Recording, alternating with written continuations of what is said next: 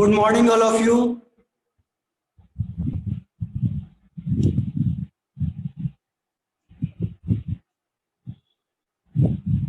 Good morning, Paramita Roy.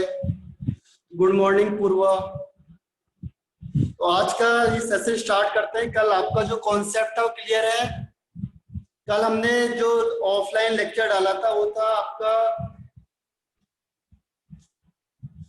Mendeleev periodic table के base पे था. Mendeleev periodic table. तो कल का कॉन्सेप्ट था Mendeleev periodic table. Mendeleev periodic table. इसमें जो मेन क्वेश्चन आता है कि मैंडलीव के टाइम पे कितने एलिमेंट नोन थे. How many elements were known at the time of Mendeleev? Second question इसमें आता है एनामेलस पेयर कौन से होते हैं, उनके नेम्स क्या क्या हैं. Anomalous pair.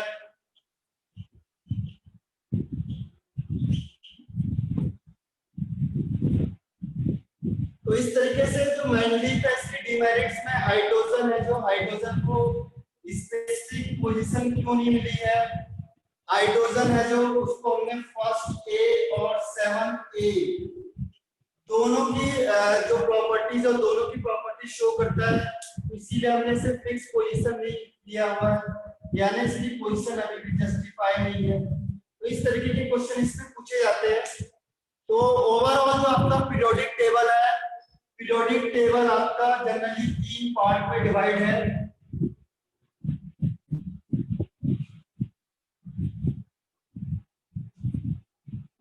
फर्स्ट पार्ट है जो इसका फर्स्ट पार्ट में हिस्ट्री पार्ट आता है. पीरियोडिक टेबल ओवरऑल 3 पार्ट्स में डिवाइड होती है.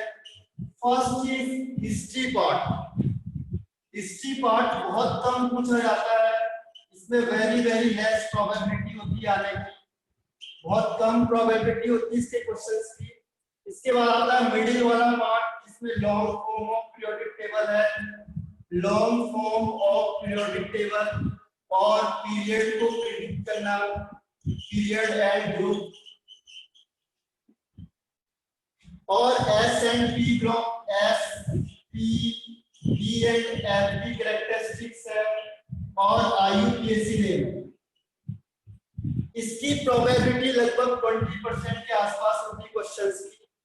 और जो सबसे लास्ट पॉइंट है इसमें ट्रेंड्स वगैरह. ट्रेंड्स में है आपका एटॉमिक साइज,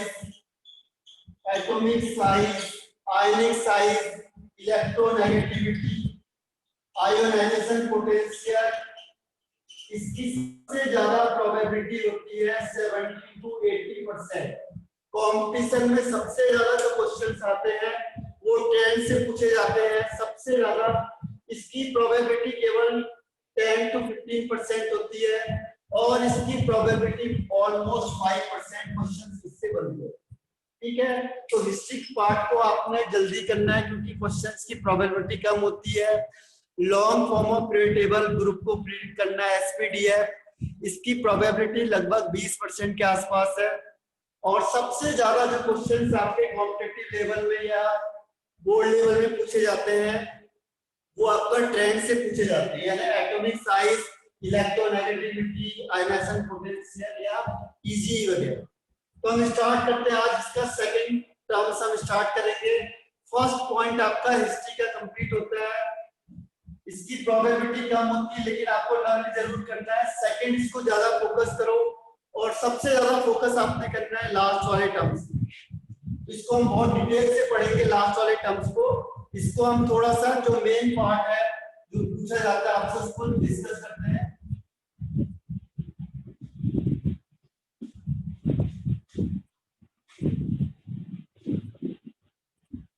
आज का जो टर्म्स है that is Moseley experiment. Moseley ने एक्सपेरिमेंट किया था. आज का टर्म्स इस पे बेस्ड है. मोस्ले था हेनरी मोस्ले. तो इस एक्सपेरिमेंट को किया था given by Henry Moseley. Henry Moseley in 1913 में उसने एटॉमिक नंबर को डिस्कवर किया था. देखो इसमें मेन पॉइंट मैं आपको पहले बता देता हूँ और आगे डिस्क्रिप्शन है लेकिन वो पूछा नहीं जाता है ज्यादातर. मेन पॉइंट को ही फोकस करना है, फिर मैं आपको क्या करूंगा आगे उसे एक्सप्लेन करेंगे, लेकिन वो पूछी नहीं जाती है। इसमें से कौन से टर्म्स पूछे जाते हैं? पहला, हेनरी मोज़ले का मेन वर्क क्या है? तो हेनरी मोज़ले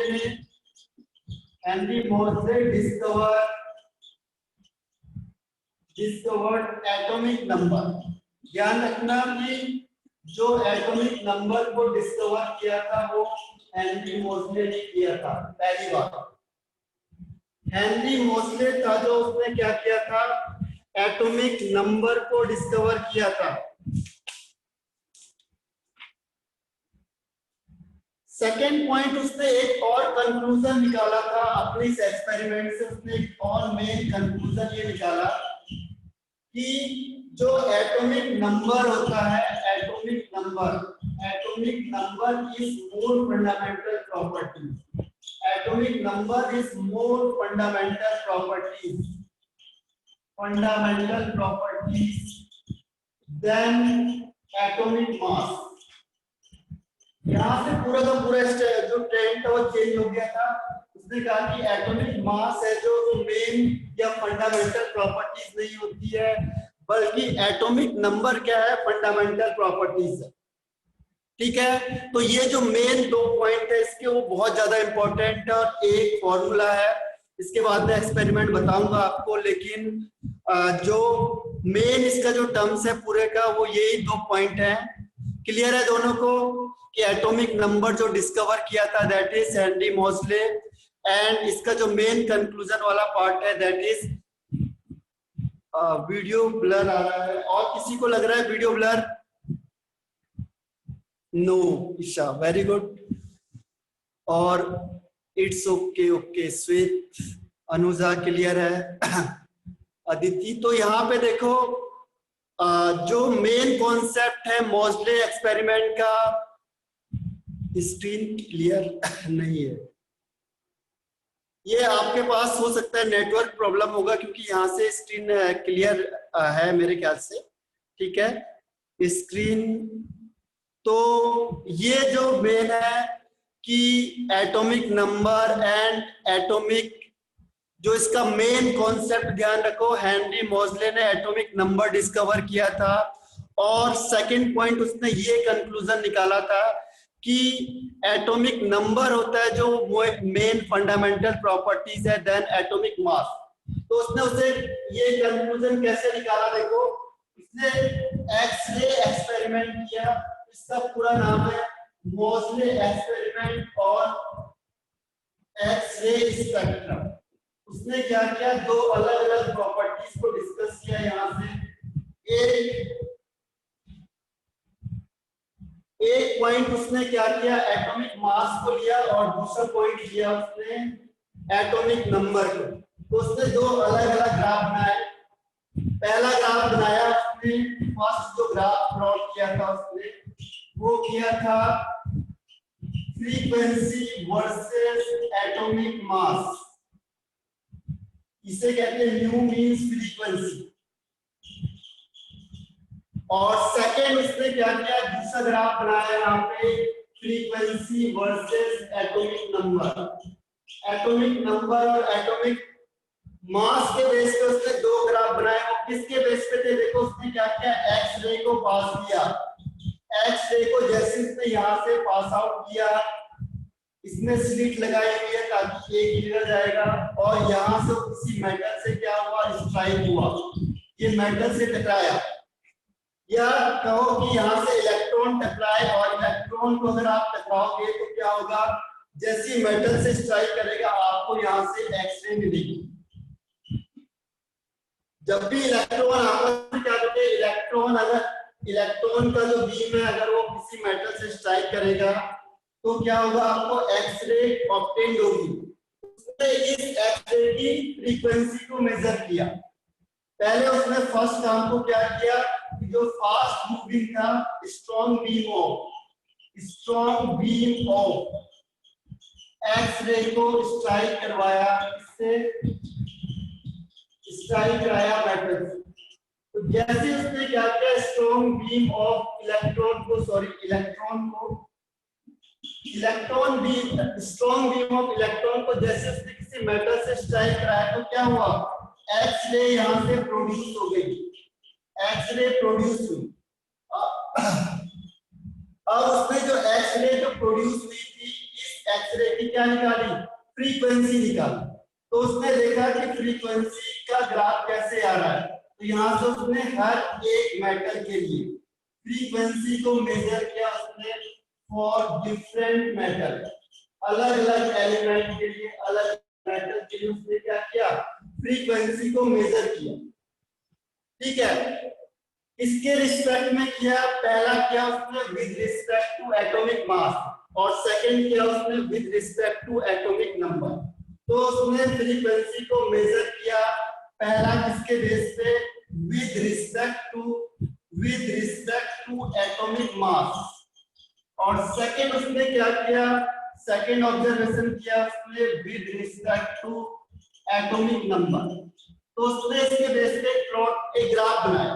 पहले से लिख लो, उसने जो एक्सपेरिमेंट किया कि स्ट्रॉन्ग बीम ऑफ इलेक्ट्रॉन को पास किया या स्ट्राइक करवाया किसी मेटल से, जैसे किसी मेटल से स्ट्राइक करेंगे तो क्या होगा, एक्सरे प्रोड्यूस होगी। तो इसीलिए कहते हैं इसे मोज़ले एक्सपेरिमेंट ऑन एक्स-रे स्पेक्ट्रा। उसके बाद क्या हुआ, उसने फ्रीक्वेंसी को मेजर किया डिफरेंट अलग अलग एलिमेंट या मेटल को चेंज करके। पहली बार उसने क्या किया, सपोज करो उसने एक्स मेटल ले लिया, दूसरी बार उसने फिर वाई ले लिया, ये एलिमेंट उसने बदलते चले गया, जेड ले लिया। तो उसने अलग अलग मेटल या एलिमेंट पे एक्सपेरिमेंट किया। उसके बाद उसने देखा कि एटॉमिक मास के टर्म्स में क्या होगा और एटॉमिक नंबर के टर्म्स में क्या होगा। यहां तक सबको समझ में आ गया? Any doubt? Strong beam of, very good Isha, any doubt? Strong beam of electron को, हाँ अभी बता रहा हूं आपको अंश, देखो दोनों के टर्म्स में कैसे मेजर किया अभी बता रहा हूं, ग्राफ के थ्रू ये पता चलेगा। तो पहले ये समझ लो आप लोग कि उसने क्या किया, फ्रीक्वेंसी को किसी मेटल से स्ट्राइक करवाया और स्ट्राइक कराने पे एक्सरे प्रोड्यूस होगा। अब उसने फ्रीक्वेंसी मेजर करी डिफरेंट डिफरेंट एलिमेंट।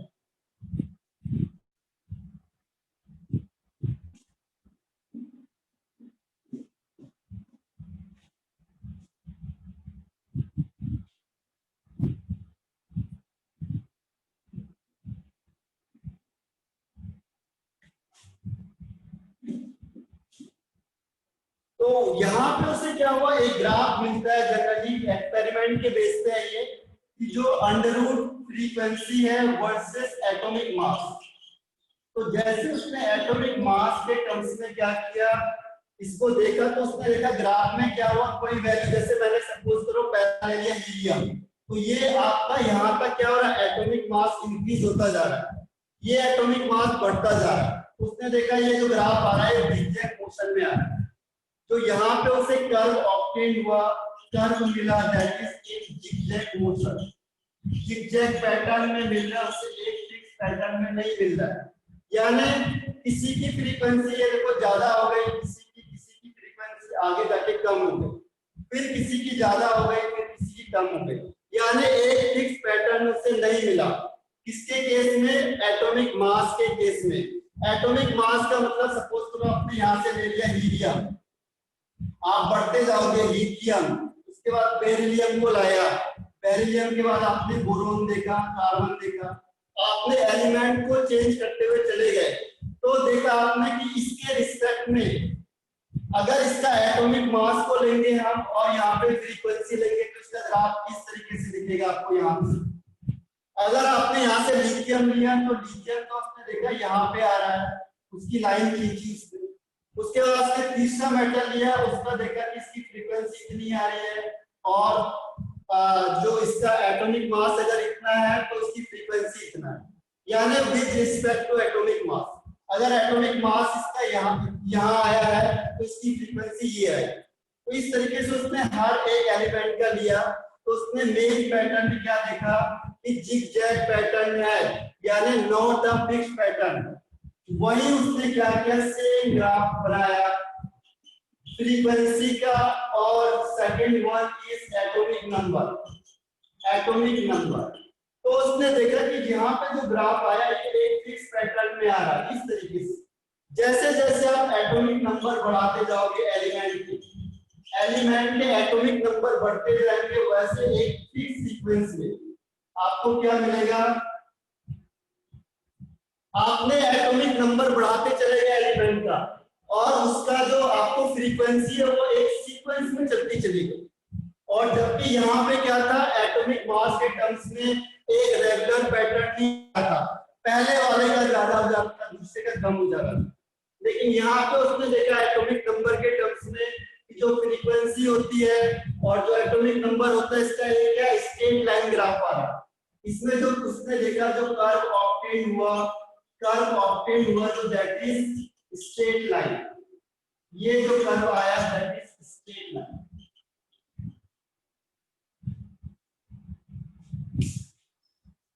अब जो जिगजैग पैटर्न आया होगा वो किस बेस पे आया होगा, अगर मैंने कहा ये जिगजैग पैटर्न आ गया तो ये किस बेस पे जिगजैग पैटर्न आया होगा। जो जिगजैग पैटर्न आया था इसका मतलब क्या था, आपको मैंने कल बताया था। हाँ, कोई बता सकता है, कोई बता सकता है कि जो जिगजैग पैटर्न आया होगा वो किस बेस पे आया होगा। एटॉमिक मास का जो जिगजैग पैटर्न आया विद रिस्पेक्ट टू फ्रीक्वेंसी, तो वो किस रिस्पेक्ट पे आया होगा।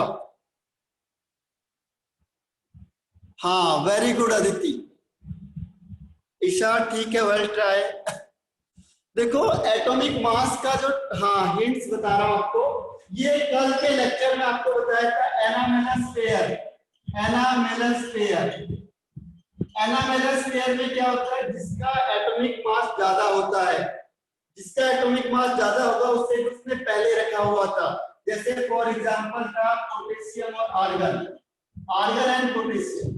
तो सपोज तो यहाँ पे जैसे मैंने यहाँ की बात कर रहा हूँ, तो ये किसका ज्यादा हो गया, सपोज ये आर्गन का ज्यादा हो गया, और पोटेशियम का क्या हो गया, कम हो गया। पोटेशियम का कम हो गया, आर्गन का ज्यादा हो गया, यानी एनामेलस पेयर की वजह से। कुल मिलाके फ्रीक्वेंसी डायरेक्टली प्रोपोर्शनल थी किसके, एटॉमिक मास की, या फ्रीक्वेंसी डायरेक्टली प्रोपोर्शनल है किसके, एटॉमिक नंबर। लेकिन एटॉमिक मास के टर्म्स में क्या हुआ, कई ऐसे एलिमेंट थे जिसका एटॉमिक मास क्या है, बाद वाले से ज्यादा है। जैसे आपको 3-4 एग्जांपल कल बताए थे। ऐसी कौन सा जिगजैग मोशन आएगा आपका, जिगजैग में आएगा, जैसे कल कौन सा बताया था आपको, कोबाल्ट एंड निकेल। तो कोबाल्ट का क्या होगा, ज्यादा हो जाएगा, ये देखो फ्रीक्वेंसी कोबाल्ट की ज्यादा हो गई और निकेल की कम हो गई।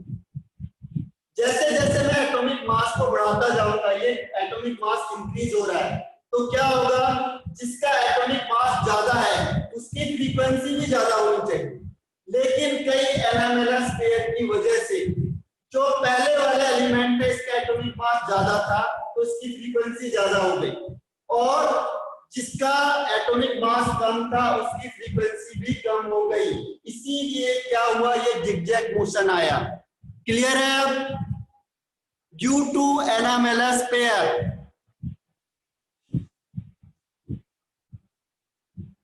Is it clear, very good Aditya, Maika, Isha. किसी को डाउट है, एनी डाउट, अदिति क्लियर है। तो इसमें देखो मेन चीज क्या थी कि यहां से उसने बोला कि देखो एटॉमिक मास नहीं हो सकता, जबकि एटॉमिक नंबर क्या एक सीक्वेंस से चल रहा है। एटॉमिक नंबर में कोई भी क्या नहीं था, एटॉमिक नंबर ने इसकी सारी प्रॉब्लम सॉल्व कर दी।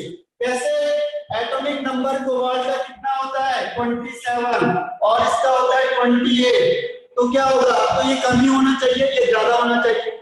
इसमें देखो आर्गन का एटॉमिक नंबर होता है 80 और पोटेशियम का होता है 90, तो इस हिसाब से क्या ये एक फिक्स पैटर्न में आ गया। ये फिक्स पैटर्न में क्यों आया, क्योंकि जब भी एटॉमिक नंबर डिस्कवर हुआ उसने जो मेंडलीव ने जो डिमेरिट्स थी उसकी सारी डिमेरिट्स इसने क्या कर दी, शॉर्ट आउट कर दी।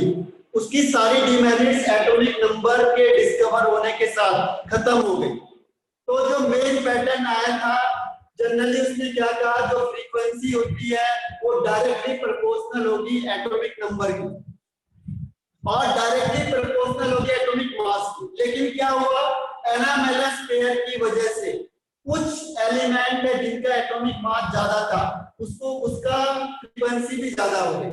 इसी वजह से क्या हुआ, ये जिगजैग पैटर्न हुआ, एक फिक्स पैटर्न में नहीं हुआ। इसीलिए उसने फाइनली ये कंक्लूजन निकाला कि जो फंडामेंटल प्रॉपर्टीज होती है वो एटॉमिक नंबर है, न कि एटॉमिक मास। क्लियर है यहां तक? ये स्ट्रेट लाइन क्यों आया और ये है जो ये जिगजैग मोशन क्यों आया?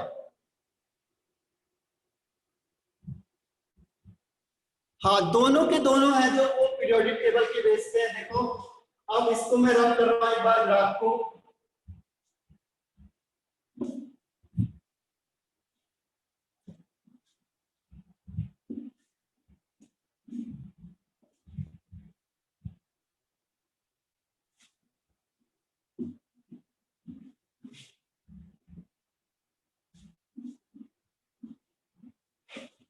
यानी कि यहाँ से जो मेन पॉइंट है, देखो ग्राफ जो रिप्रेजेंट कर रहा है वो किस चीज को कर रहा है, इसको ध्यान रखो कि जो स्क्वायर रूट होता है, जो मेन इसका पॉइंट है वो क्या है आपका, square root of the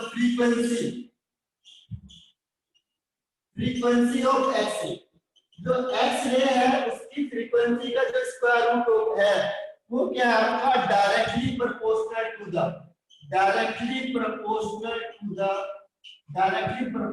two the atomic number. उसने मेन क्या बात कही कि जो स्क्वायर रूट होगा फ्रीक्वेंसी का एक्स रे का वो डायरेक्टली प्रोपोर्शनल होगा the atomic number of an element. किसी भी एलिमेंट के एटॉमिक नंबर के क्या होगा, डायरेक्टली प्रोपोर्शनल होगा। यहाँ पे एटॉमिक नंबर को एक और वर्ड कहा गया, इफेक्टिव न्यूक्लियर चार्ज। अभी हम इसे और डिटेल में पढ़ेंगे, ये मेन पॉइंट है इसका। तो इफेक्टिव न्यूक्लियर चार्ज, जितना न्यूक्लियर चार्ज ज्यादा होगा उतना क्या ज्यादा होगा, फ्रीक्वेंसी भी ज्यादा होगी। यानी कि square root of frequency is directly proportional to atomic number being Z, और या फिर हम कहेंगे इसे इफेक्टिव न्यूक्लियर चार्ज।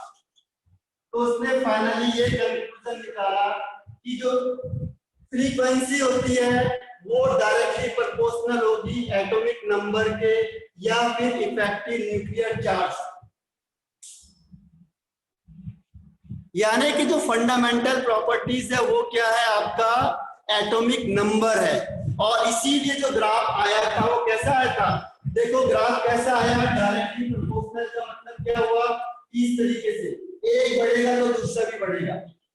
ये और ये एटॉमिक नंबर है, तो जैसे जैसे आप एटॉमिक नंबर को बढ़ाओगे फ्रीक्वेंसी भी क्या होती जाएगी, इंक्रीज होती जाएगी।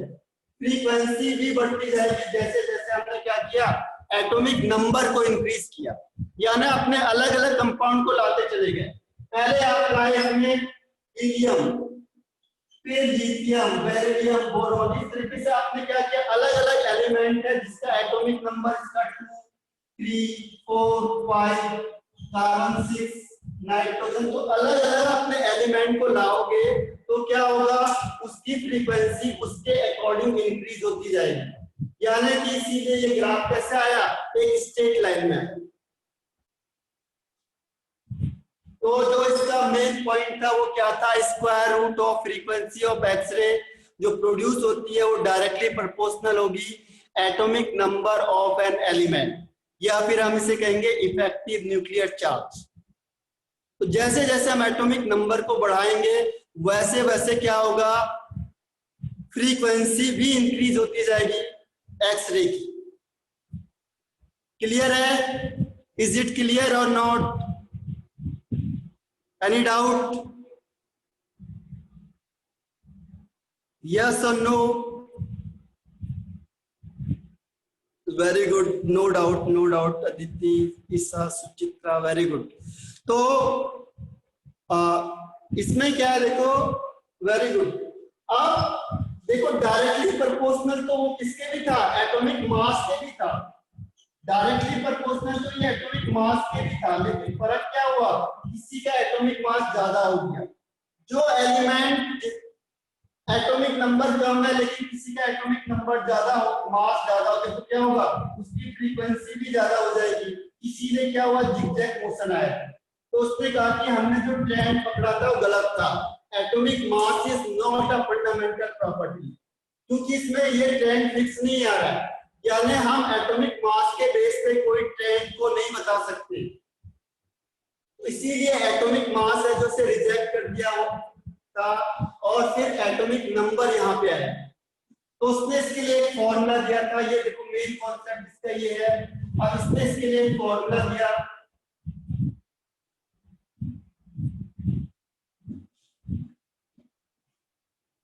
ये दो ही चीज इसमें पूछी जाती है, ये आपके नॉलेज के लिए बस। इसमें दो चीज मैंने जो आपको स्टार्टिंग में बताई है, बस इसमें यही क्वेश्चन आते हैं, इसके अलावा नहीं आते। लेकिन ये आपकी नॉलेज के लिए देखो, इसमें एक उसने इक्वेशन दी थी जिसे हम डिराइव करेंगे। उसने यहाँ पे एक इक्वेशन कौन सी दी थी, देखो lambda sorry under root frequency is equal to A, और यहाँ पे हो जाएगा जेड माइनस डी। उसने एक फॉर्मूला बनाया इसका, उसने ये फॉर्मूला दिया इसके बेस पे। इसके बेस पे is directly proportional to Z. तो फाइनली उसने क्या किया, एक फॉर्मूला दिया था, यहाँ पे है square root frequency is equal to A into Z minus B. इसीलिए जब हमने ग्राफ खींचा था तो ग्राफ को हमने क्या किया था, ओरिजिन से नहीं ले गए थे, हम यहां से ले गए थे ग्राफ।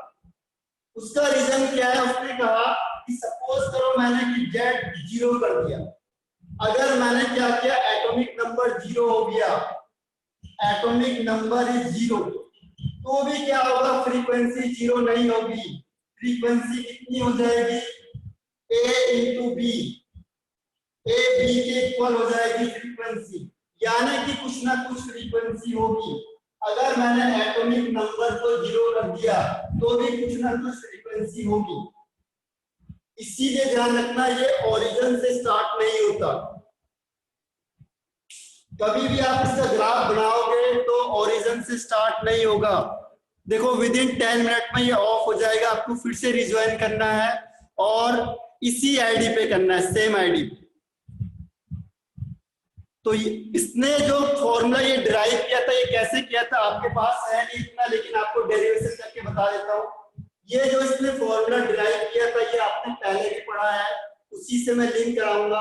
तो उसने फाइनल ये वाला फॉर्मूला डिराइव किया था, और उसने कहा कि अगर मैंने एटॉमिक नंबर को क्या किया, जीरो भी कर दिया, तो जो फ्रीक्वेंसी होगी वो जीरो नहीं होगी, वो ए इंटू बी है। ए और बी यहाँ पे कांस्टेंट है, प्रोपोर्शनलिटी कांस्टेंट, और ये आपका स्पेक्ट्रल लाइन के बेस का कांस्टेंट। ठीक है, तो उसने ये फॉर्मूला कैसे डिराइव किया मैं उससे बता रहा हूँ। पहले इस ग्राफ को देखो, यहाँ ग्राफ जीरो से नहीं जा रहा है, बल्कि क्या होगा, कुछ पॉइंट जाएगा एटॉमिक नंबर के साथ। क्यों, क्योंकि अगर उसने कहा कि जेड इक्वल टू जीरो कर दिया आपने, एटॉमिक नंबर अगर जीरो भी हो गया तो भी फ्रीक्वेंसी जीरो नहीं होगी। Frequency is not equal to zero अगर एटॉमिक नंबर जीरो हो गया तो इसके लिए ये वाला फॉर्मूला देखो, ये फॉर्मूला उसने कैसे डिराइव किया ये आपको बताता हूं, हालांकि आपको इसमें नहीं है, आपसे पूछा जाएगा कभी भी। ठीक है, आपसे पूछा भी नहीं जाएगा, और मेन जो कॉन्सेप्ट है, या तो ज्यादातर ये वाला आपको इक्वेशन पूछी जा सकती है, लेकिन ये इक्वेशन आई कैसे, देखो इसे मैं समझा देता हूं आपको थोड़ा सा, ये डेरिवेशन हुआ कैसे।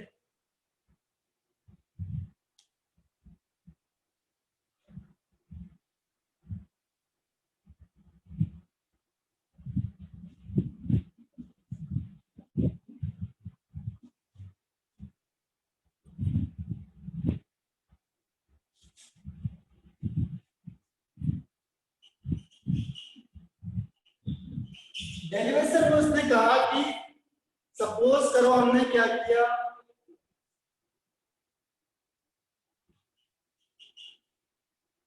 डेरिवेशन हमने क्या किया कि जैसे सपोज करो ये न्यूक्लियस है, और न्यूक्लियस के बाहर ये इलेक्ट्रॉन है। ये पहला वाला के सेल होता है, फिर एल सेल, फिर एम सेल, फिर एन सेल। ठीक है, अब मैंने क्या किया, बाहर से किसी इलेक्ट्रॉन को स्ट्राइक करवाया किसी एलिमेंट। पहला काम क्या किया उसने, जैसे कि मैंने अभी कहा था कि फास्ट मूविंग इलेक्ट्रॉन को स्ट्राइक कराएंगे किसी मेटल में। ठीक है, तो डेरिवेशन में फर्स्ट पॉइंट क्या किया उसने, किसी इलेक्ट्रॉन को स्ट्राइक करवाया इसमें किसी भी एलिमेंट। अब इलेक्ट्रॉन को मैंने कहा था यहां से मैंने इलेक्ट्रॉन को पास किया। अब जैसे ये पास होगा फिर क्या होगा कि सपोज करो इसने इस के सेल को क्या कर दिया, इलेक्ट्रॉन ऑफ के सेल को इसने डिस्प्लेस कर दिया। इलेक्ट्रॉन ऑफ के सेल को इसने क्या किया, डिस्प्लेस कर दिया। इसने जैसे यहाँ पे स्ट्राइक किया, सपोज करो मैं के सेल की स्टडी कर रहा हूं, तो यहां से इसने इस के सेल के इलेक्ट्रॉन को हटा दिया और जैसे इसको डिस्प्लेस करेगा यहाँ पे क्या होगा, वैकेंसी क्रिएट हो जाएगी। वैकेंसी यहाँ पे क्रिएट क्या है, यहाँ पे खाली जगह बच जाएगा। जैसे इस इलेक्ट्रॉन ने स्ट्राइक करवाया अपने एलिमेंट से, क्या होगा, इस इलेक्ट्रॉन ने इलेक्ट्रॉन ऑफ ई सेल को डिस्प्लेस कर दिया। इस तो यहाँ पे लिखेंगे इनकमिंग इलेक्ट्रॉन डिस्प्लेस। इसको लैंग्वेज में बना दो, नहीं तो कंफ्यूज हो जाओगे आप लोग।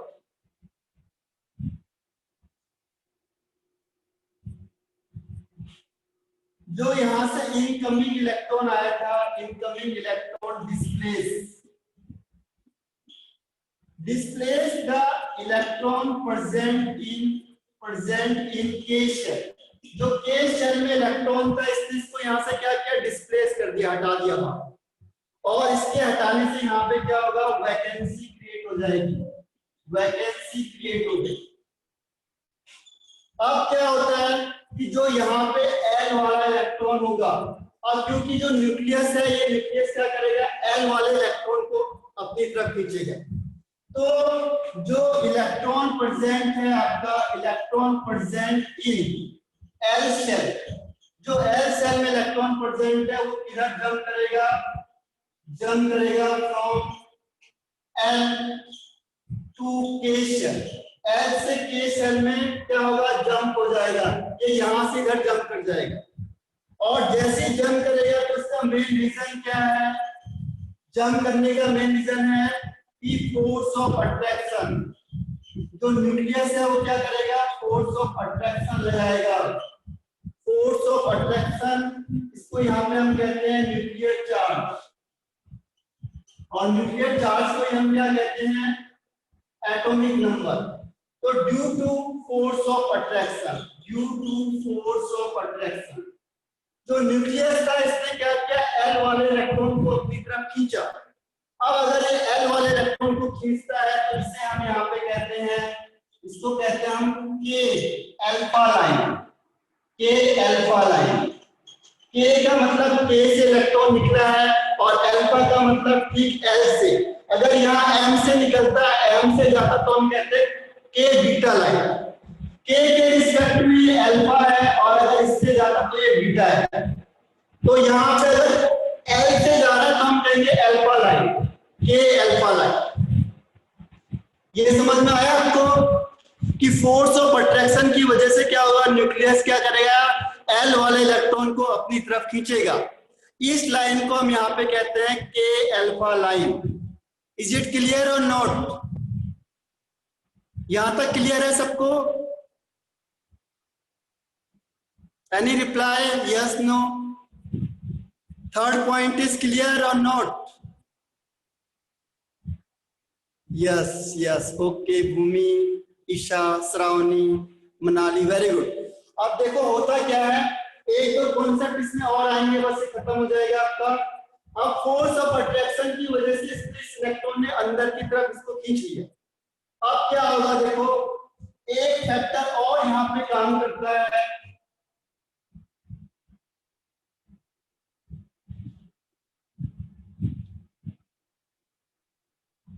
यहाँ पे एक और फैक्टर काम करता है, उसे कहते हैं स्क्रीनिंग इफेक्ट या शील्डिंग इफेक्ट। अब क्या होता है due to shielding effect, shielding को भी बता रहा हूं क्या है, शील्डिंग या स्क्रीनिंग इफेक्ट, स्क्रीनिंग इफेक्ट क्या होगा, आपका न्यूक्लियर चार्ज कम हो जाएगा, न्यूक्लियर चार्ज आपका रिड्यूस हो जाएगा, कम हो जाएगा, और उसे हम कहते हैं यहाँ पे इफेक्टिव न्यूक्लियर चार्ज, यहाँ पे हम उसे कहते हैं इफेक्टिव न्यूक्लियर चार्ज, यहाँ पे हम इसे कहेंगे इफेक्टिव। होता क्या है देखो, इसको और डीपली आपको समझा देता हूं।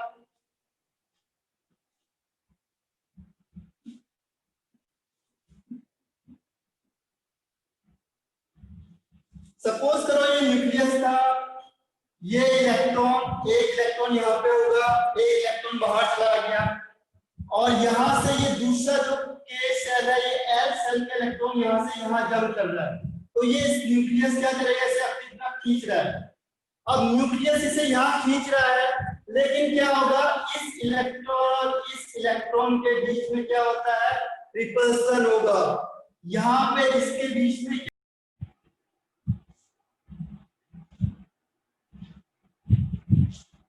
अब देखो शील्डिंग इफेक्ट, शील्डिंग इफेक्ट का या स्क्रीनिंग, शील्ड मतलब बचाना, शील्डिंग इफेक्ट में क्या होगा, ये इलेक्ट्रॉन ये आपस में क्या करेंगे, रिपेल करेंगे, जो इलेक्ट्रॉन एल का था और जो इलेक्ट्रॉन के का है, अब ये यहां से यहां आ जाएगा, ये क्या हो रहा है, फोर्स ऑफ अट्रैक्शन। एक बार फिर से आपको दिखा देता हूं इसे, ये आपका न्यूक्लियस है, ये इलेक्ट्रॉन के में है, एक इलेक्ट्रॉन बाहर चला गया है, दिस इज के, और यहाँ पे सेकंड इलेक्ट्रॉन है जो एल का है। अब इस एल के इलेक्ट्रॉन को न्यूक्लियस क्या कर रहा है, अपनी तरफ खींच रहा है, इस इलेक्ट्रॉन को न्यूक्लियस अपनी तरफ खींच रहा है, लेकिन क्या हुआ, इसमें होता है फोर्स ऑफ अट्रैक्शन, यहाँ पे हम इसे कहेंगे फोर्स ऑफ अट्रैक्शन। अब सेकंड केस में क्या होता है, ये इलेक्ट्रॉन और ये इलेक्ट्रॉन, एल वाला इलेक्ट्रॉन और के वाला इलेक्ट्रॉन आपस में क्या करेंगे, रिपल्सन करेंगे, रिपल्सन होगा यहाँ पे, और रिपल्सन होने की वजह से क्या होगा, अब न्यूक्लियर चार्ज यानी फोर्स ऑफ अट्रैक्शन आपका कम हो जाएगा, डिक्रीज हो जाएगा, उसे हम कहेंगे अब इफेक्टिव न्यूक्लियर चार्ज, यानी एक्चुअल में कितना क्या हो रहा है, एक्चुअल में कितना फोर्स लग रहा है, that is called effective nuclear charge. ये समझ में आ गया तो मैं लास्ट फॉर्मूला अप्लाई करके डिराइव कर दूंगा, या ये आपको डिटेल में पढ़ाया जाएगा, effective nuclear charge, shielding effect, इसके बाद यही आएंगे जो डिटेल में होंगे। फिलहाल शॉर्ट में देखो क्या होता है कि मैंने आपको क्या कहा था, जैसे ही क्या होगा, इलेक्ट्रॉन यहां से आया, जैसे हमने बाहर से इलेक्ट्रॉन को क्या किया, प्लेस किया, इसे एक बार फिर से समझ लो, देखो ये जैसे यहां से इलेक्ट्रॉन आया, इलेक्ट्रॉन ने क्या किया, न्यूक्लियस के पास वाला, इसमें दो इलेक्ट्रॉन थे, इसने इस इलेक्ट्रॉन को डिस्प्लेस करके हटा दिया, तो यहाँ पे ये हटने से क्या हुआ, वैकेंसी क्रिएट हो गई। अब क्या होगा, जो बाहर वाले इलेक्ट्रॉन होंगे, अब ये न्यूक्लियस इस बाहर वाले इलेक्ट्रॉन को क्या करेगा, अपनी तरफ खींचेगा, तो यहाँ पे इस इलेक्ट्रॉन में क्योंकि नेगेटिव चार्ज होता है, न्यूक्लियस में क्योंकि प्लस चार्ज होता है, तो प्लस माइनस को अट्रैक्ट करेगा, या यहाँ पे हम कह सकते हैं this is called force of attraction, यहाँ पे इन दोनों के बीच में होगा फोर्स ऑफ अट्रैक्शन, तो फोर्स ऑफ अट्रैक्शन को ही हम यहाँ पे कहते हैं न्यूक्लियर चार्ज, और वो किसके बराबर होता है, जितना उसका एटॉमिक नंबर है, क्योंकि atomic number is equal to number of proton, और प्रोटॉन का मतलब प्लस चार्ज, तो जितने प्लस चार्ज ज्यादा होंगे उतना क्या होगा, न्यूक्लियर चार्ज ज्यादा होगा, और न्यूक्लियर चार्ज ज्यादा होगा तो फोर्स ऑफ अट्रैक्शन भी ज्यादा होगा। तो एटॉमिक नंबर या नंबर ऑफ प्रोटॉन बराबर होंगे, और प्रोटॉन मींस पॉजिटिव चार्ज, तो ये अट्रैक्ट करेगा। अब क्या हुआ कि ये इसको खींच रहा है, लेकिन यहाँ पे क्या इलेक्ट्रॉन प्रेजेंट है, तो ये इलेक्ट्रॉन ये भी इधर आ रहा है, लेकिन ये आपस में क्या करेंगे, रिपल्सन करेंगे, ये इलेक्ट्रॉन और ये इलेक्ट्रॉन दोनों आपस में क्या करेंगे, रिपल्सन करेंगे। इस रिपल्सन को हम यहाँ पे कहते हैं शील्डिंग इफेक्ट। शील्डिंग इफेक्ट का मतलब क्या हो गया, रिपल्सन है, रिपल्सन हो रहा है इन दोनों के बीच में, तो शील्डिंग इफेक्ट की वजह से क्या होगा, जो फोर्स हम लगा रहे थे वो कम हो गया, रिड्यूस हो गया, कम हो गया। और कम होने को हम यहाँ पे कहते हैं इफेक्टिव न्यूक्लियर चार्ज। ये समझ में आई है यहां तक सबको? Is it clear? Very good Ansh. कोई डाउट किसी को? अनुजा वेरी गुड, आदित्य मयकर, श्वेत ठीक है, और Isha no doubt very good. अब देखो हमने क्या करना है इसके आगे, बस इसके आगे मैं फॉर्मूला अप्लाई करके इसे डिराइव कर दूंगा। अब इफेक्टिव न्यूक्लियर चार्ज की वैल्यू कितनी कम होगी, तो उसने कह दिया यहाँ पे से कह देंगे Z-B। कितना भी हो सकता है ये अभी आगे हम इसको कैलकुलेट करेंगे, वहां से क्लियर होगी। अभी कह दो Z-B, ठीक है। अब देखो आपने यहाँ पे क्या किया था, एक बोर्स मॉडल, क्योंकि बोर्स ने और मोजे ने एक ही लैब में एक्सपेरिमेंट किया था। ध्यान रखना, जो बोर है उसने बोर या रिडबर्ग का एक फॉर्मूला अप्लाई किया था। देखो 1/λ = R(Z²) 1/N1² - 1/N2²। ये फॉर्मूला आपने रिडबर्ग का और बोर ने भी से यूज किया था। रिडबर्ग फॉर्मूला, रिडबर्ग और बोर दोनों ने एक ही फॉर्मूला यूज किया लगभग। तो रिडबर्ग फॉर्मूले के अकॉर्डिंग ये है। देखो अब हम लैम्डा को चेंज करेंगे फ्रीक्वेंसी में, तो क्या होता है, अगर हम लैम्डा को फ्रीक्वेंसी में चेंज करेंगे तो C क्या होता है, लैम्डा C/फ्रीक्वेंसी। अब यहाँ पे इसे रख सकते हैं हम वैल्यू को। अगर हम यहाँ पे इसे रखेंगे वैल्यू को तो क्या हो जाएगा, 1/λ = 1/C/ν। ये आपने पहले पढ़ा एटॉमिक स्ट्रक्चर में, इसको हम यहाँ से ऊपर ले गए तो क्या होगा, frequency upon C = R(Z²) 1/N1² - 1/N2²। ये समझ में आ गया सबको? बस एक दो स्टेप और है, फिनिश हो जाएगा। ये रिडबर्ग फॉर्मूला पढ़ा आपने एटॉमिक स्ट्रक्चर में, ये 1/λ = R है Rydberg constant, Z² 1/N1² - 1/N2², और लैम्डा = C/ν यानी फ्रीक्वेंसी।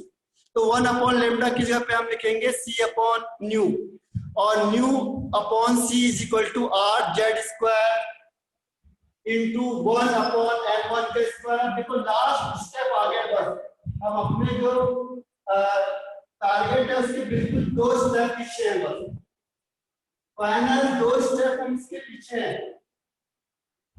अब इसमें क्या हुआ, देखो यहाँ पे मैंने कहा था Z की वैल्यू पे चेंज कर दी, तो Z की वैल्यू के जगह पे हो जाएगा Z-B²। ठीक है, इस C को भी यहाँ ले लिया तो क्या हो जाएगा, ν = RC। ये C यहाँ चला गया तो RC, और ये हो जाएगा 1/N1² - 1/N2²। अब देखो उसने कहा कि लेट कर लो, लेट क्योंकि कांस्टेंट है तो late A² = RC 1/N1² - 1/N2²। क्योंकि ये क्या है, मैंने कहा कि इलेक्ट्रॉन फर्स्ट से सेकंड में जा रहा है, तो N1 हो गया first, N1 means number of orbit. तो यहाँ पे ये कांस्टेंट होगा हर एक पर्टिकुलर के लिए। C means speed of light constant है, R मींस रिडबर्ग कांस्टेंट, ये भी कांस्टेंट। तो ओवरऑल ये सारे की सारी वैल्यू क्या हो गई, कांस्टेंट हो गई फॉर पर्टिकुलर लाइन। एक पर्टिकुलर लाइन के लिए सारी चीज कांस्टेंट हो गई, तो उसने से कहा A²। अब इसकी वैल्यू को यहां रख दो, जैसे आप इसकी वैल्यू को वहां रखोगे आंसर आ जाएगा। डेरिवेशन कहीं पूछी नहीं जाती, आपके नॉलेज के लिए बताया जा रहा है बस। तो ये हो गया आपका फ्रीक्वेंसी = A² Z-B²। अब देखो इसका स्क्वायर रूट निकाल दो, स्क्वायर रूट आप निकालोगे तो क्या हो जाएगा, स्क्वायर रूट माइनस बी। तो ये इस तरीके से ये फॉर्मूला आपका जो वो डिराइव हो गया। इसमें ए और बी दोनों क्या है, कांस्टेंट है। ए एंड बी दोनों यहाँ पे कांस्टेंट हैं। तो ये वाला फॉर्मूला उसने निकाला था, under root nu is equal to A Z minus B. तो यहां से ए जेड माइनस बी का मतलब क्या हुआ कि जो फ्रीक्वेंसी होती है आपकी, frequency is directly proportional to atomic number. तो यहां से कंक्लूजन क्या था कि square root of frequency is directly proportional to atomic number.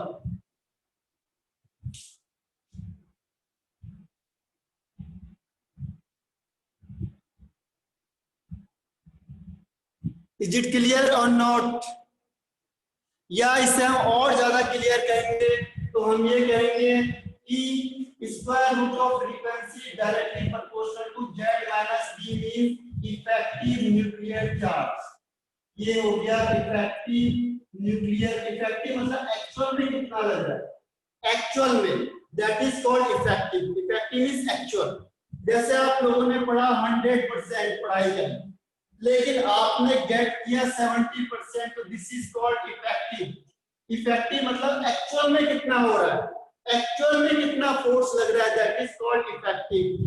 और ये है total force, nuclear charge means total force.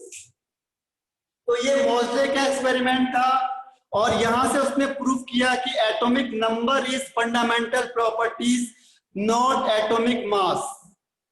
तो ओवरऑल कंक्लूजन क्या है, वॉइस नहीं आ रही है,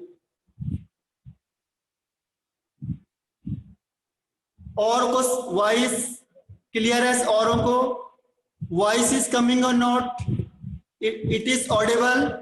yes Isha, Anuja very good, और Shravani, Ansh, Aditya, Aditi very good, sweet. तो कुल मिला के देखो यहां से केवल एक कंक्लूजन है, ये डेरिवेशन नहीं पूछा जाता आप लोगों से, सिर्फ कंक्लूजन आता है, या तो फिर ये इक्वेशन आएगी या फाइनल ये कंक्लूजन आएगा, रिएक्शन आएगी या कंक्लूजन आएगा, ये जो मैंने एक दो पॉइंट पहले बताए वही इसमें पूछे जाते हैं आपसे। तो इसने फाइनली कंक्लूजन निकाला कि जो फ्रीक्वेंसी होती है वो एटॉमिक नंबर पे डिपेंड करती है, एटॉमिक मास पे डिपेंड नहीं करती। तो इसीलिए मैंने आपको फाइनल कंक्लूजन पहले बता दिया था कि फाइनली उसने इस कंक्लूजन पे पहुंचा कि जो एटॉमिक नंबर है आपका, atomic number is fundamental properties. उसने कहा कि एटॉमिक नंबर क्या है आपका, मोर फंडामेंटल प्रॉपर्टीज है। Atomic number is more fundamental properties not atomic mass.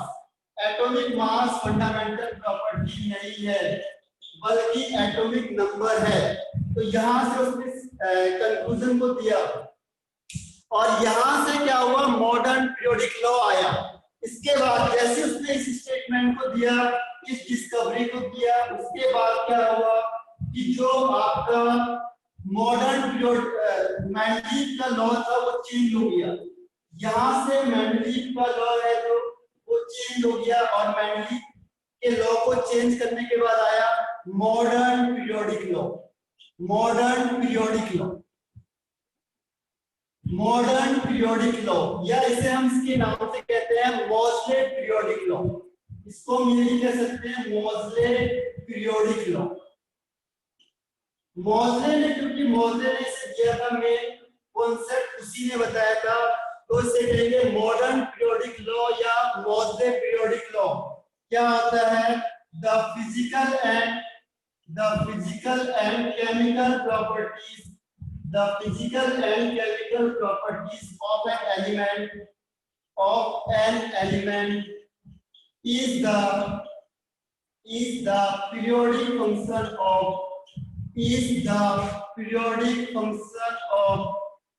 their atomic number, is the periodic function of their atomic number। अब यहां से चेंज हुआ मॉडर्न पीरियोडिक लॉ के अकॉर्डिंग कि जो एटॉमिक मास है उसे हटा दिया गया और कहा गया कि atomic number is the fundamental properties, means जो फिजिकल और केमिकल प्रॉपर्टीज होगी एलिमेंट की वो एटॉमिक नंबर पे डिपेंड करेगी, ना कि एटॉमिक मास पे।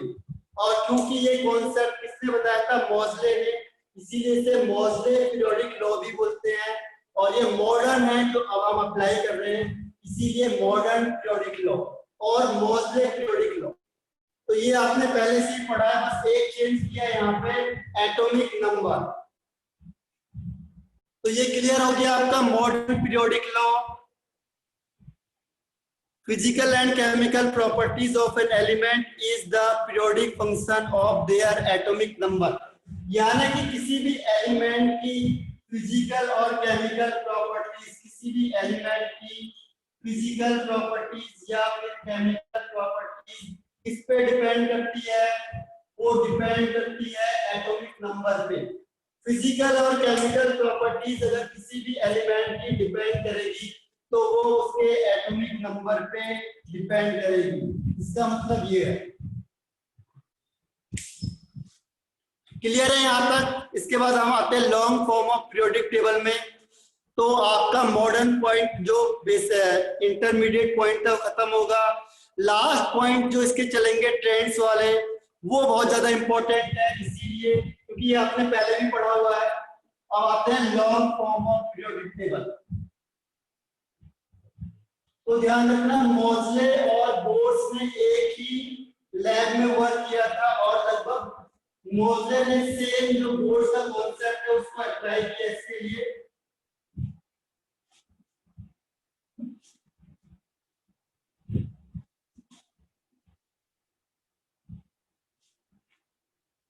अब देखो long form of periodic table, long form of periodic table सबसे पहले से किसने दिया था?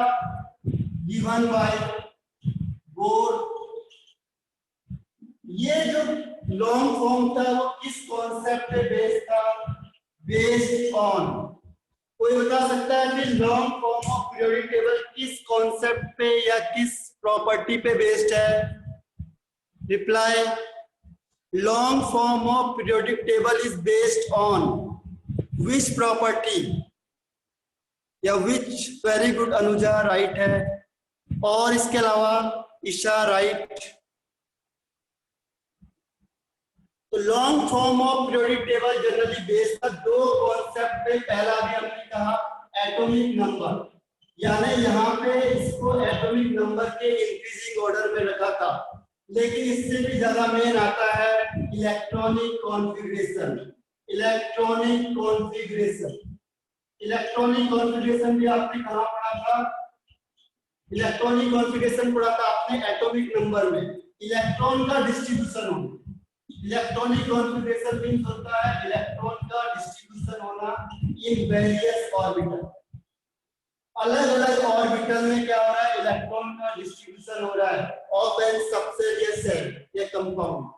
तो उसमें क्या है? इलेक्ट्रॉन का, जैसे मैंने कहा, सपोज करो आपको बताना है हीलियम, इसका इलेक्ट्रॉनिक कॉन्फ़िगरेशन तो 2 होता है, 1s2। अगर मैंने कहा आपको नियोन का बताओ, नियोन का एटॉमिक नंबर होता है 10, 10 मींस 2 and 8। तो इससे कैसे करेंगे? 1s2, 2s2, 2p6। तो दिस इज इलेक्ट्रॉनिक कॉन्फ़िगरेशन, यानी जो हमारे पास 10 इलेक्ट्रॉन है हम उसे कैसे डिस्ट्रीब्यूट कर रहे हैं अलग अलग सब सेल में। तो इसमें मेन पॉइंट ध्यान रखना, अगर दोनों ऑप्शन आपके आंसर में होते हैं तो इसमें मेन इसको प्रेफरेंस दिया हुआ है, इलेक्ट्रॉनिक कॉन्फ़िगरेशन को ज्यादा प्रेफरेंस दिया हुआ है एटॉमिक नंबर से। अगर क्वेश्चन आ गया कि long form of periodic table किस क्वांटिटी पे या किस प्रॉपर्टी पे बेस्ड है और आपको दोनों ऑप्शन दिए हुए हैं, तो आप इलेक्ट्रॉनिक कॉन्फ़िगरेशन को ज्यादा प्रेफर करोगे, क्योंकि ये ज्यादा इंपॉर्टेंट है। ये आपको ये बता देगा इसकी लोकेशन कहाँ है, ये आपको पीरियोडिसिटी यानी बहुत सारी इंफॉर्मेशन देगा जो हम आगे डिस्कस करेंगे। ठीक है, तो long form of periodic table है जो आपका, वो गिवन बाय बोर्स था और ये बेस्ड है जनरली एटॉमिक नंबर पे, increasing order of, and second is electronic configuration. अब आते हैं हम इसके कैरेक्टरिस्टिक्स है long form of periodic table के क्या क्या कैरेक्टरिस्टिक्स हो सकते हैं। ये आपने पहले भी पढ़ा हुआ है तो मैं आपको डायरेक्ट इसे बता देता हूँ, क्योंकि आपने पहले 10th में भी यही था आपके पास।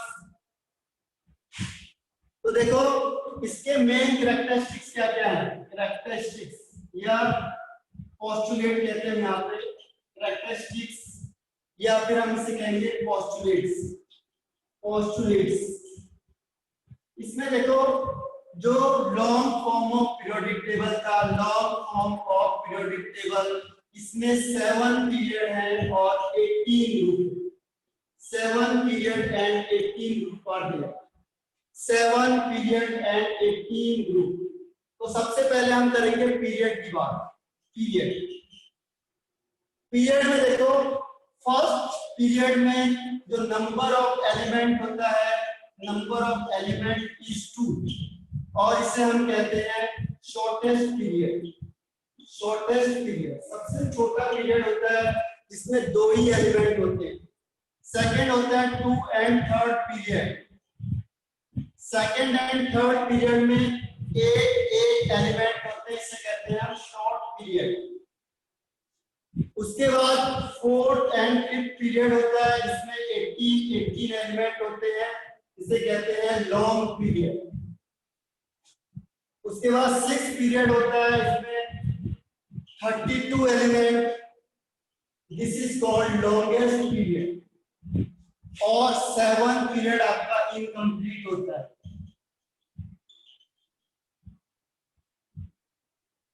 तो इस तरीके से पीरियड में first period contain 2 element and called shortest period. Second and third period contain 8 element and called short period. 4 and 5th period contain 18 element and it called long period. 6th period contain 32 elements and called longest period and 7th period is incomplete. देखो इसमें जो main question ये आता है आपके पास कि first period में 2 ही element क्यों होते हैं। इसमें प्रूफ करने के लिए आता है आपके पास कि फर्स्ट पीरियड में 2 ही एलिमेंट क्यों होंगे, सेकंड और थर्ड पीरियड में एक एलिमेंट ही क्यों होते हैं। अगर वो क्वेश्चन पूछ सकता है फोर्थ में या फिफ्थ में 18 एलिमेंट क्यों होते हैं, या 6th पीरियड में 32 एलिमेंट क्यों होते हैं, और 7th पीरियड में भी 32 हो सकते हैं तो क्यों होते हैं। तो इसे लिख लो पहले, फिर हम इसमें क्वेश्चन करते हैं आपका कि फर्स्ट पीरियड में। हाँ वेरी गुड अंश गांधी, वेरी गुड। और इससे पहले मैं देख नहीं पाया था, एक बार फिर से लिखना। 1 मिनट में चैट में ही देख लेता हूँ।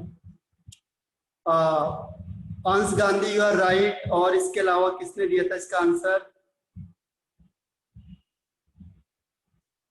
तो देखो फर्स्ट में 2 ही एलिमेंट क्यों होंगे, तो ध्यान रखना कि ये लिख लिया आपने सबने। अब इसमें क्वेश्चन कैसे आएगा, लॉजिकली क्वेश्चन आता है आपके पास कि शो दैट या प्रूव दैट फर्स्ट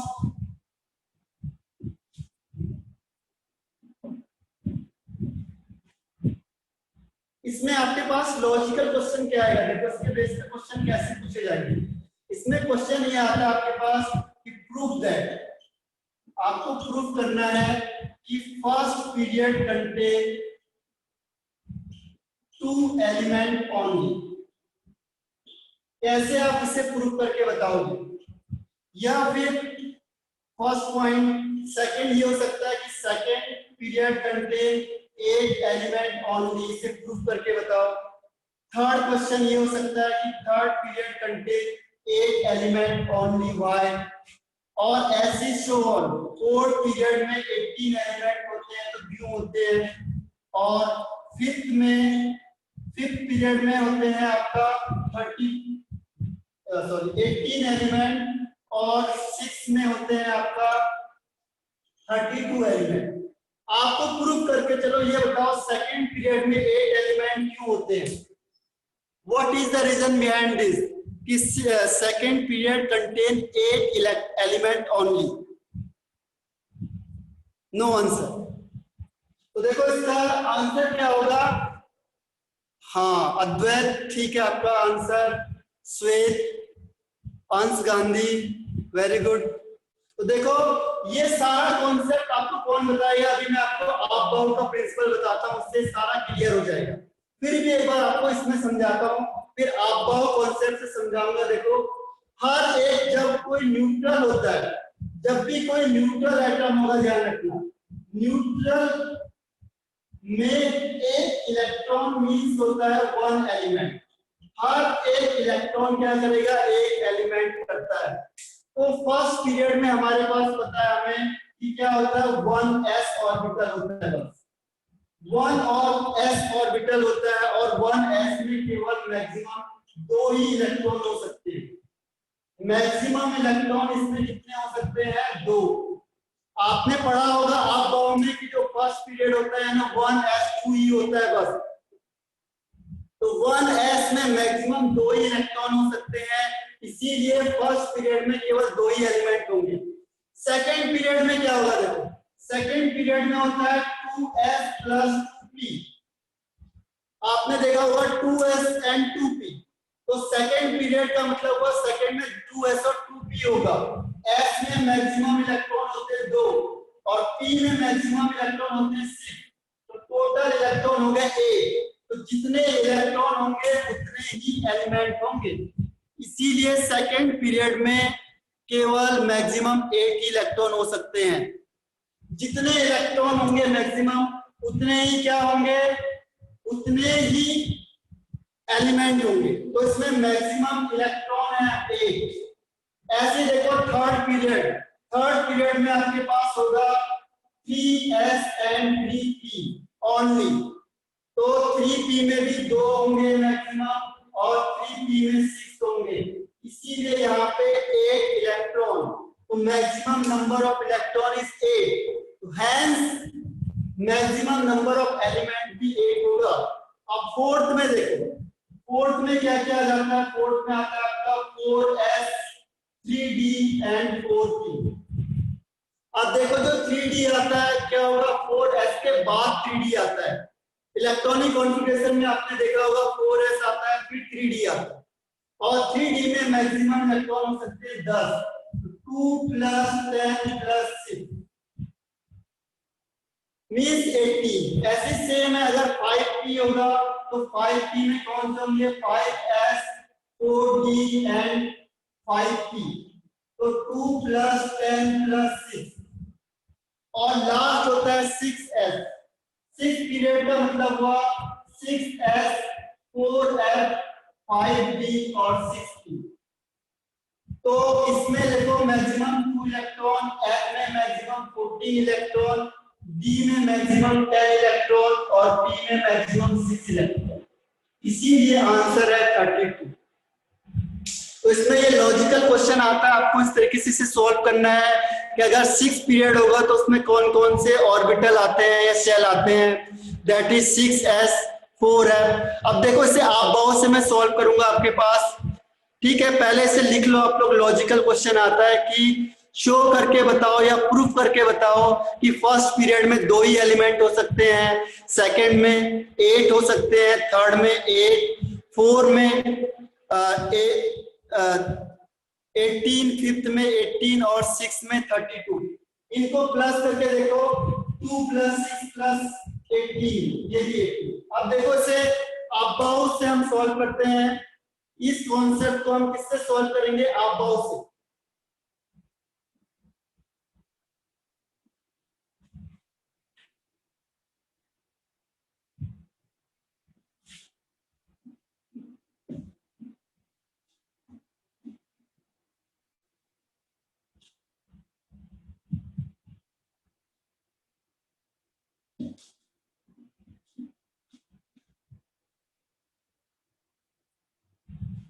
अब बाउ के अकॉर्डिंग क्या होता है, देखो जैसे मैंने कहा था 1s स्टार्टिंग में होता है, बाउ ने कहा था 1s।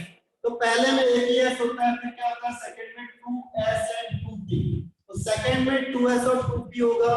थर्ड में क्या होता है 3s और 3p, 3d इसमें नहीं आता। उसके बाद 4s 4p 4d and 4f। फिर उसके बाद 5s, 5p, 5d and 5f। फिर 6s, 6p, 6d and 6f। अब सबसे पहले एक s फील होता है, तो s में मैक्सिमम 2 इलेक्ट्रॉन हो सकते हैं, s का मैक्सिमम 2 इलेक्ट्रॉन। सेकंड में देखो क्या होगा, 2s एंड 2p, तो क्या हो गया 2 + 6 यानी 8। अब थर्ड में देखो, थर्ड में क्या होगा, 3s और 3p। थर्ड में होगा 3s एंड 3p, क्योंकि 3p के बाद कौन फिल हो जाएगा, 4s। 3p के बाद कौन सा फिल होगा, 4s। इसीलिए थर्ड में केवल 3s और 3p ही आएंगे। अब 4s मतलब फोर्थ पीरियड स्टार्ट हो गया आपका, तो 4s में क्या आएगा, 4s, उसके बाद 3d और उसके बाद 4p। तो फोर्थ पीरियड में कौन आएगा, 4s, 3d एंड 4p। इसको ऐसे ले जाओ यहां से। इसके बाद 4 कंप्लीट हुआ, अब आता है 5। 5 में क्या आएगा, देखो 5s, फिर यहां चले जाओ, 5s के बाद 4d एंड 4p। देखो 5s के बाद 4d एंड 5p, तो 5s, 4d एंड 5p। अब ये 5 वाला भी खत्म हो गया, अब आएगा 6।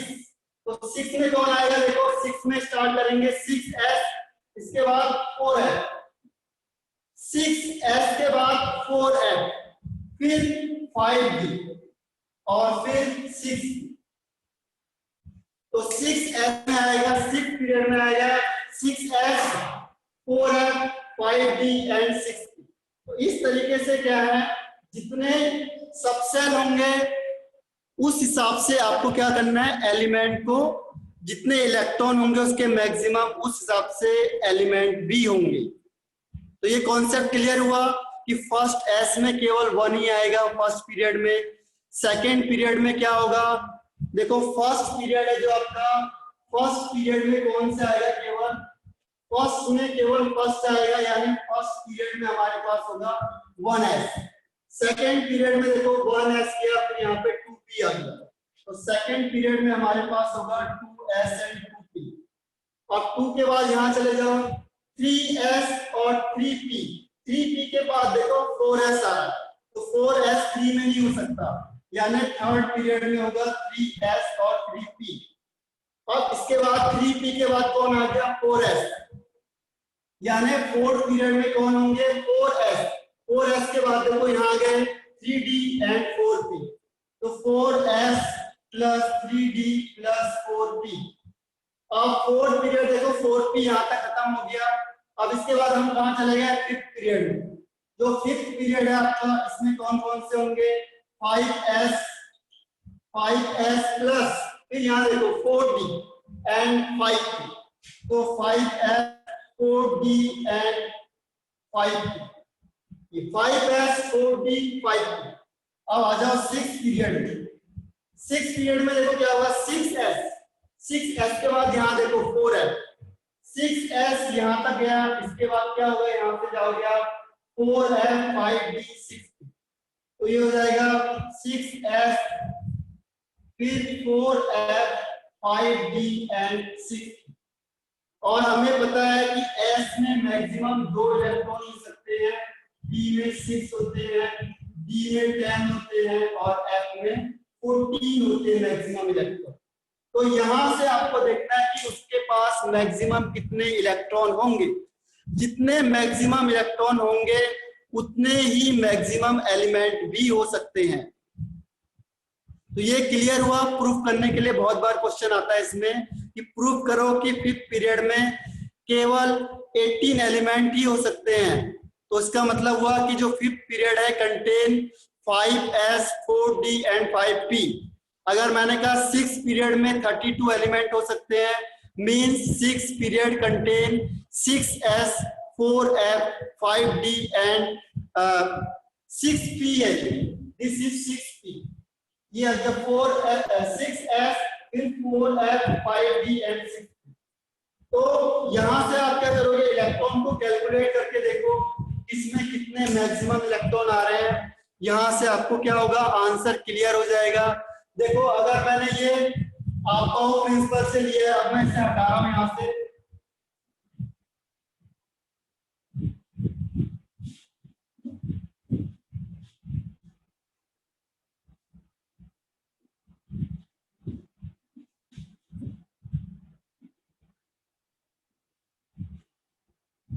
अब 1s में मैक्सिमम 2 इलेक्ट्रॉन हो सकते हैं, तो जितने मैक्सिमम इलेक्ट्रॉन होंगे, मैक्सिमम नंबर ऑफ जितने इलेक्ट्रॉन होंगे उतने ही मैक्सिमम एलिमेंट हो सकते हैं। तो जितने मैक्सिमम इलेक्ट्रॉन होंगे उतने ही मैक्सिमम इलेक्ट्रॉन हो सकते हैं। तो maximum number of element same होंगे दोनों, 2। सेकंड में देखो 2s, s में मैक्सिमम 2 हो सकते हैं और p में 6, तो इसका मतलब टोटल 8। इसके बाद थर्ड में करेंगे तो 2 + 6 8, तो मैक्सिमम एलिमेंट भी 8। फोर्थ में करेंगे तो यहाँ क्या आएगा, 2 + 10 + 6 यानी 18, तो मैक्सिमम इलेक्ट्रॉन भी 18। अब हम फिफ्थ की बात करेंगे तो फिफ्थ में 5s का मतलब 2, 4d मींस 10 और 6p मींस 6 यानी 18, तो मैक्सिमम नंबर ऑफ इलेक्ट्रॉन 18, तो मैक्सिमम नंबर ऑफ एलिमेंट भी 18। और लास्ट में देखो 6s का मतलब 2, f का मतलब 14 और d का मतलब 10 और p का मतलब 6 यानी 32, तो मैक्सिमम नंबर ऑफ एलिमेंट भी कितने होंगे, 32। आपको ये आंसर लिखना है बस, ये इसका आंसर है। फर्स्ट में प्रूफ करके बताओ, सेकंड में, थर्ड में, फोर्थ में, तो क्लियर है ये पॉइंट आपको? इज इट क्लियर और नॉट? Any doubt? रिप्लाई करो yes no. No doubt, very good. Aditi, Suchitra, Aditya, Shravani, Suchitra, very good. तो ये क्वेश्चन आपका इसमें पूछा जाता है।